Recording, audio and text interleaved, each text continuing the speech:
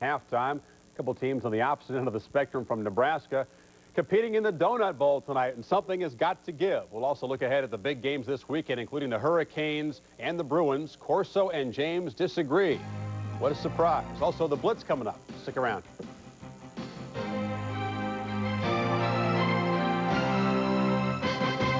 And welcome back to our halftime report. Huskers in control over the Cowboys. You know that Nebraska and Penn State, the only two undefeated, untied teams last year. The only two teams in Division 1A that went through the entire season without a win, Iowa State and Ohio U. As fate would have it, something has got to give. One of the teams is going to experience a victory tonight unless they tie. They call it the Donut Bowl. That's what Dan McCarney, the new Iowa State head coach, referred to it as.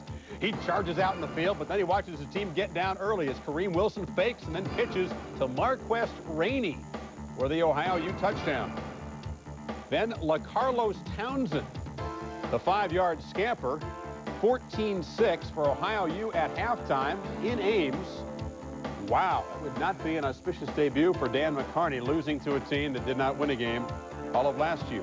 Marshall and NC State and the Wolfpack at home and having trouble here. Scoreless game in the first quarter when Chris Parker sweeps right for the Thundering Herd touchdown, 7-0.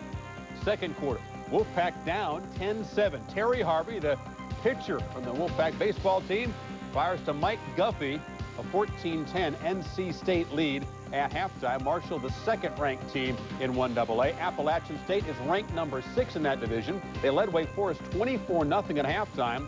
The Demon Deacons 15 points in the first few minutes of the third quarter to make it close.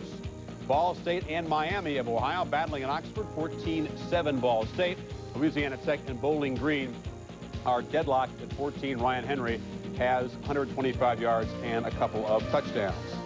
Northern Illinois getting walloped by Southern Miss, as you might expect in Hattiesburg, 32-7, and Western Michigan leads by a field goal over Weber State. Some off-the-field news. Jerry Falwell, chancellor of Liberty University, has filed a lawsuit against the NCAA challenging the new rule which prohibits kneeling in the end zone and praying after a touchdown.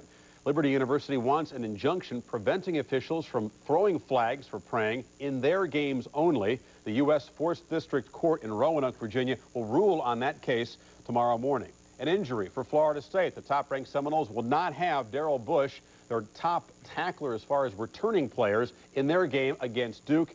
He has a sprained knee. Bush will return for the Seminoles' second game. Florida State ranked number 1. Is that a legitimate ranking, Lee? Is this the most talented, best team with the best chance of winning a national championship? I think they got the best chance because they have not only the best talent, they got the most depth. They got 2 tough ball games. One, they got Miami coming to Tallahassee. Then they got to play the Gators of Florida and Gainesville. I think they can win both of those 2 games. The reason is they've developed a winning tradition now. They have won 10 games, Craig, for the last 8 consecutive years. Now, that's a sensational record. They now walk on the field. They believe they're going to win every big game. I'm just not convinced that they can win, beating Miami. I think they'll beat them in Tallahassee. But then when they have to play at Florida, that's an unbelievable task. Florida under Spurrier, 29-2 at home. And I realize it's going to be tough. Florida State has the talent to do it, but I'm not picking them there. I think the 2 realistic chances are Nebraska, remaining undefeated, and Texas A&M. Those 2 teams will be challenged by the same ball club on the road at Colorado. But I think both of them will beat Colorado. I think we're in for more poll controversy with the rankings affected by margin of victory all season long. Right. Other sports news tonight. At the U.S. Open, Andre Agassi comes in the top seed. Very convincing first-round match and a winning streak of 22 straight matches, but he's run into trouble here. Alex Karacha broke him and won the first set. Agassi won the second set 6-3. Karacha has a break, leads the top seed 3-1. Earlier today, Monica Seles rolling on into the third round in 2 easy straight sets. In baseball tonight, the Yankees lead the Angels 8-1, and the story is Paul O'Neill. Already 3 home runs tonight. He is 5 batters away from a chance to go for home run number 4. We'll keep you posted. And of course, SportsCenter will have information on that game and all the other big league games right after the football game. Coming up at halftime, our halftime blitz and a further breakdown on the big games coming up this weekend. Lou Holtz hopes for a milestone and hopes that Ron Paulus can deliver another big game. Stephen Davis and the Auburn Tigers will think a national title as well. Welcome back to halftime. Our halftime blitzers have gone through a rigorous training camp. They are raring to go for another season. So here we go, a region-by-region breakdown of all the big games, what you need to know for the weekend, starting with Ivan Maisel in the East region. Syracuse at North Carolina. Coach Paul Pasqualoni will tell his Orangemen tonight who'll start at quarterback. Sophomore Keith Downing's the only one of 3 with any experience. But whoever starts will see a more aggressive Tar Heels defense. With an experienced secondary, the Heels plan to blitz more, especially linebacker Brian Simmons. Now, defensive tackle Marcus Jones didn't practice Monday because of a sprained knee. By Saturday night, he'll be fine. North Carolina will be finer. Duke versus Florida State. Bobby Bowden says this may be his best offense ever. Danny Cannell, Warwick Dunn, center Clay Shiver, they could all be All-Americans. And kicker Scott Bentley hasn't missed inside the 50 since practice began. Now, Bowden's worried about his secondary. But with this front seven, it's not like Spence Fisher's going to have time to throw. The game will be played at the Citrus Bowl, which means Duke sold the only advantage it had, the home field. Let's go to the South and Tony Barnhart. South Carolina at Georgia. The Bulldogs have a number of concerns. Mike Bobo makes his first start replacing the great Eric Zier, but can he get the ball to Bryce Hunter, the SEC's leading receiver? And can a defense that was next to last in the SEC be rebuilt with junior college talent and a new coordinator in Joe Kynes? Georgia has lost 3 straight home openers. Steve Tannehill and a high-octane offense could make it 4. LSU at Texas A&M. The Tigers will be good under Jerry DiNardo, but not at College Station, where the Aggies have won 26 straight. You know about Leland McElroy and Corey Pullig, but the Aggies will win because of Brandon Mitchell and the Wrecking Crew defense. They held 7 of 11 opponents to less than 100 yards rushing last season. And finally, Auburn has never lost to Ole Miss at home in 6 meetings. Now, they won't start Saturday in Auburn's first game off probation. Can you say smash mouth?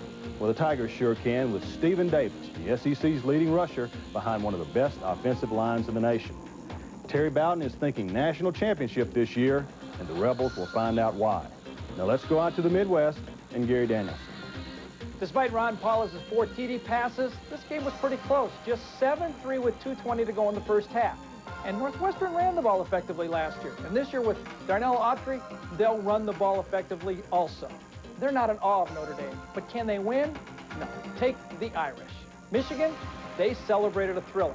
But they weren't thrilled with their run game. Just 52 yards last week, and lost Biaka Batuka with the shoulder. Now, he says he'll play, but I look for senior Ed Davis to see more action in front of some highly touted youngsters. But it's the Illini defense. Remember in a loss last year, they didn't even give up an offensive touchdown to Michigan. Now, Michigan's going to score, but I like the Illini in a minor upset. Finally, Wisconsin-Colorado rematch. Remember last year, 56-15? Story of this game, who replaces the running backs? Colorado will go with Herschel Troutman in for Rashaan Salam. Wisconsin counters with sophomore Carl McCullough in for the tandem of Fletcher and Moss. The winner of this game, I like Wisconsin. It's easier to stop Troutman without that other guy. Remember Cordell Stewart? He killed Wisconsin last year. Now the West Beat and Gene Wojciechowski. Miami travels to UCLA, and for once, nobody's hiding the women and children.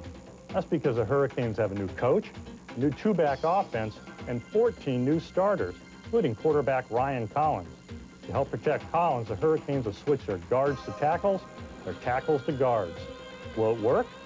Only if injuries keep UCLA linebacker Donnie Edwards off the field. He's listed as questionable. Arizona State unveils its super secret defense at Washington, going from a 4-4-3 to a 4-3-4. Whoopee! What really matters is the Huskies' record at home. Washington has won 30 of its last 32, and with this being its first game off NCAA probation, the Huskies should be higher than Mount Rainier. BYU has beaten Air Force 12 consecutive times, with number 13 on the way.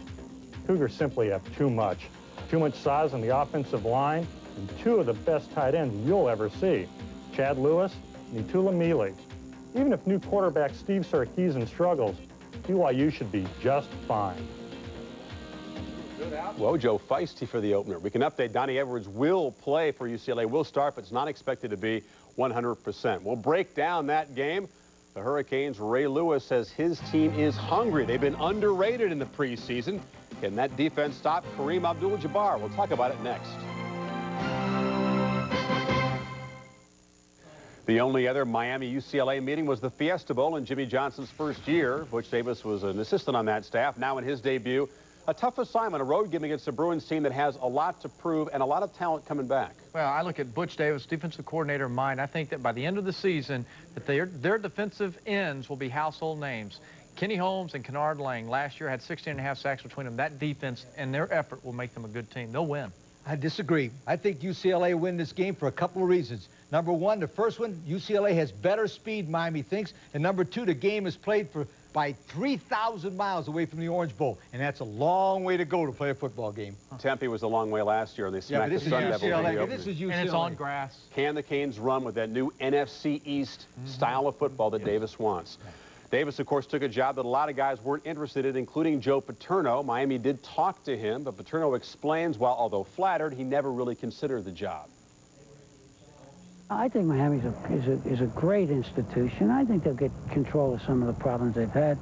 But I obviously was not the guy. And plus the fact, I don't think it would be fair to the kids who are on the Miami team. And you bring in a guy from Penn State who, you know, is rubbing salt in the wound. A lot more from Paterno, as well as Eddie Robinson and also Barry Switzer, and an up-close special with Roy Firestone tomorrow at 7:30 Eastern. Halftime continues after this.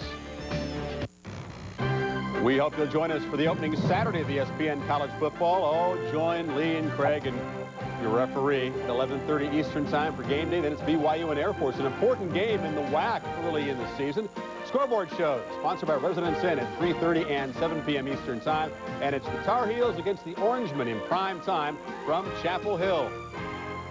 Scoreboard show follows the game and wraps it all up. Lawrence Phillips, an early fumble, then 3 touchdowns and a lot of yards as the Huskers lead big at the break.